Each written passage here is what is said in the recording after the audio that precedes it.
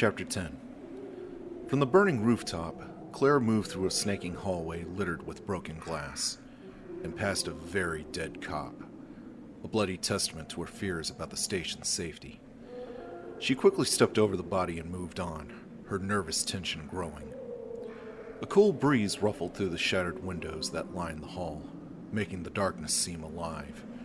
There were shiny black feathers stuck in the streaks of blood that painted the floorboards, and their soft wavering dance had her jerking the semi-automatic towards every shadow. She passed a door that she thought led back outside to a set of external stairs, but she kept going, taking a right toward the center of the building. The way the helicopter had buried itself in the rooftop was gnawing at her, inspiring visions of the old station going up in flames. And from the look of things, maybe that's not such a bad idea. Dead bodies and bloody handprints on the walls. Claire wasn't particularly gung-ho about the idea of touring the station. Still, death by fire didn't carry much appeal either. She needed to see how bad it was before she went looking for Leon. The corridor dead-ended at a door that felt cool to the touch. Mentally crossing her fingers, Claire opened it, and stumbled back as a wave of acrid smoke washed over her. The smell of burnt metal and wood thick in the heated air. She dropped to a crouch and edged forward again, peering down the hall that stretched off to her right. The hall turned right again, maybe 30 feet down, and although she couldn't see the fire proper, bright fiery light was reflected off of the gray-paneled walls at the corner. The popping crackle of unseen flames was magnified in the tight corridor, the sound as mindlessly hungry as the moans of the zombies down in the courtyard. Well, shit. What now? There was another door diagonally across from where she was crouched, only a few steps away. Claire took a deep breath and moved, walking low to stay beneath the thickening blanket of smoke, hoping she could find a fire extinguisher, and hoping even more that a fire extinguisher would be enough to put out whatever blaze the crashed copter had created. The door opened into an empty waiting room. A couple of green vinyl couches and a rounded counter desk with another door across from the one she'd entered by. The small room seemed untouched, as sterile and quietly unassuming as she might have expected, and unlike just about everywhere else she had been tonight.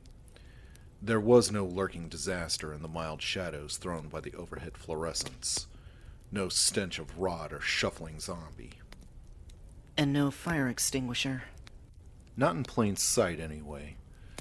She closed the door on the smoky corridor and stepped towards the desk, lifting the entrance flap with the barrel of the gun. There was an old manual typewriter on the counter, and next to that, a telephone. Claire grabbed for it, hoping against hope, but heard only dead air through the receiver. Sighing, she dropped it and ducked down to check out the shelves beneath the counter. A phone book, a few stacks of papers, and then half hidden by a woman's purse on the bottom shelf was the familiar red shape she had been hoping to find, coated with a thin layer of dust. There you are, She murmured to herself, and paused just long enough to stick the 9mm into her vest before hefting the heavy cylinder. She never used a fire extinguisher before, but it looked simple enough. A metal handle with a locking pin, and a black rubber nozzle hooked to the side. It was only a couple of feet long, but it weighed a good 40 or 50 pounds, and she figured that meant it was full. Armed with the extinguisher, Claire stepped back to the door and started to take short, sharp breaths, filling her lungs. It made her feel lightheaded, but the hyperventilation would allow her to hold her breath longer. She didn't want to keel over from smoke inhalation before she had a chance to put it out. With a final deep breath, she opened the door, crouching her way back into the now noticeably hotter corridor. The haze of smoke had gotten thicker too, extending down from the ceiling in a dark and choking fog at least 4 feet deep. Keep low, breathe shallow, and watch your step. She turned the corner and felt a bizarre mix of relief and sorrow at the sight of the burning wreckage right in front of her. She bobbed her head and took a small breath through the fabric of her vest, feeling her skin flush and tighten from the heat. The fire wasn't as bad as she had feared, more smoke than substance, and not much taller or bigger than she was.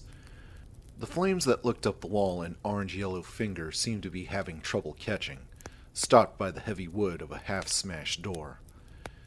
It was the nose of the helicopter that drew her attention, the blackened shell of the smoldering cockpit, and the blackened husk of the pilot still strapped to the seat, the melted mouth frozen in a yawning, silent scream. There was no way to tell if it had been a man or a woman. The features had been obliterated, running together like dark tallow. Claire jerked the metal pin loose from the handle and aimed the hose at the burning floorboards, where the flame danced in white and blue. She squeezed the lever down, and a hissing plume of snowy spray whooshed out, blasting over the debris in a powdery cloud.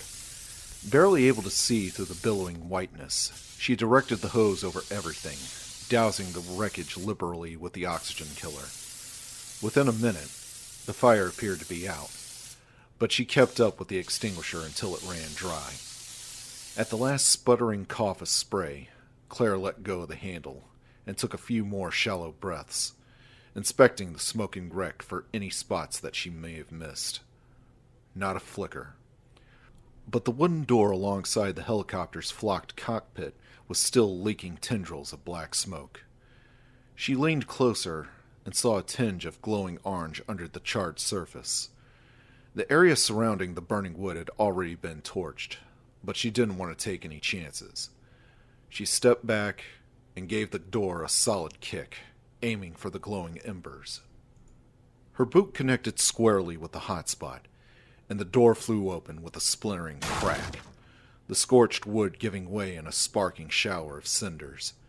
A few landed on her bare calf, but she drew her weapon before stopping to brush them off.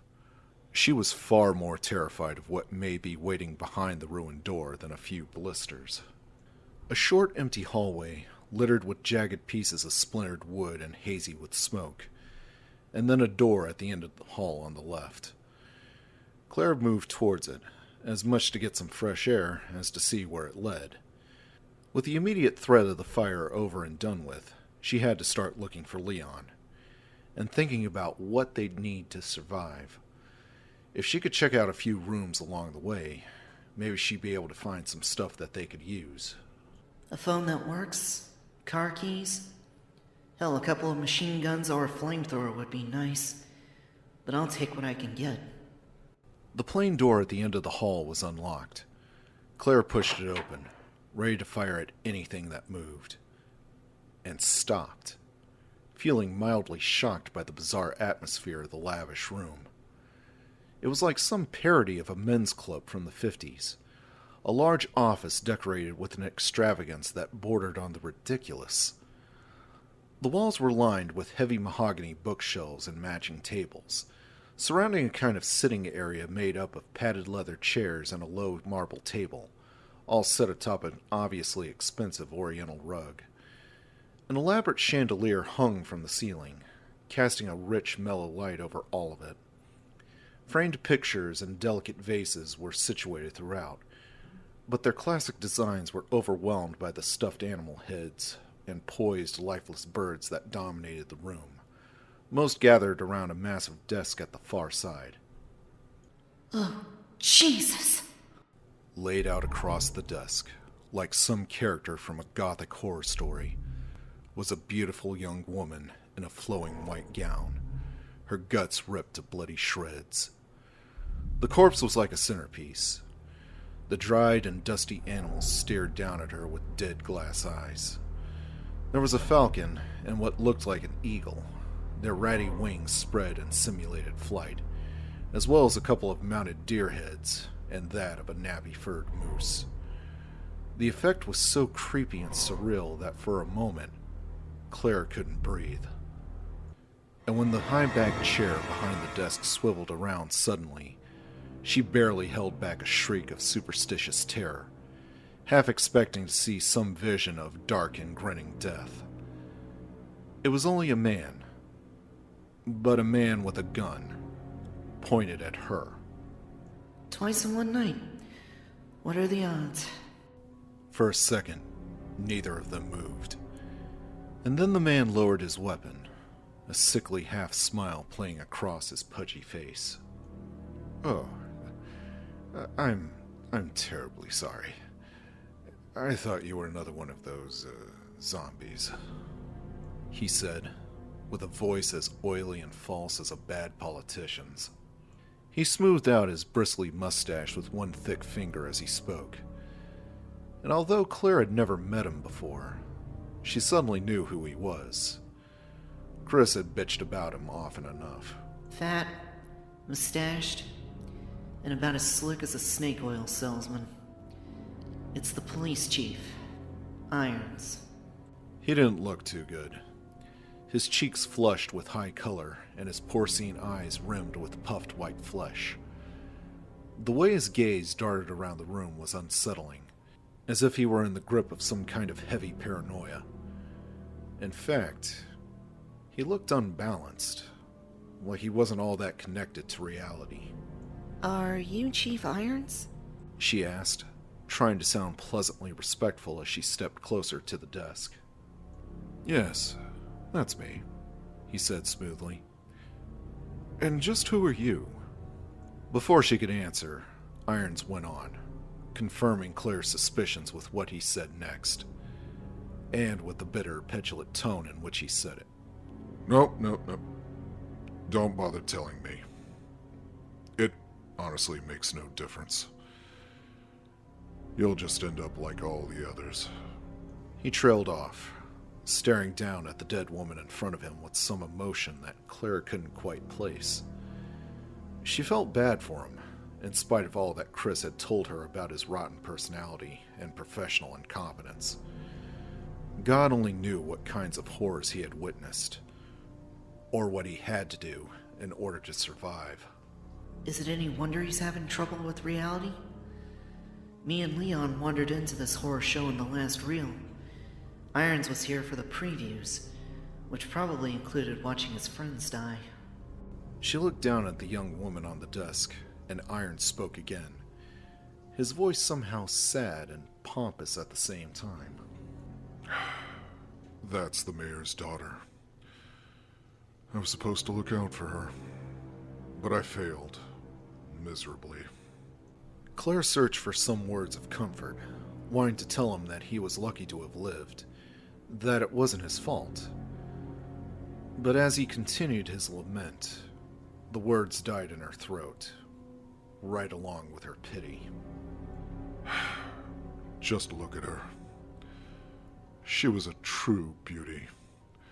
Her skin nothing short of perfection. But it will soon putrefy, and within the hour, she'll become one of those things, just like all the others.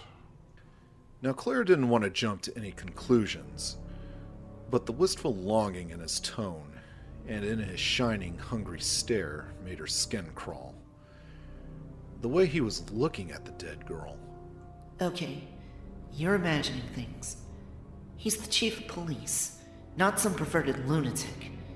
And he's the first person you've met who may be able to give you some kind of information. Don't waste the opportunity. There must be some way to stop it, Claire said as gently as she could. Oh, there are a couple of ways, in a manner of speaking.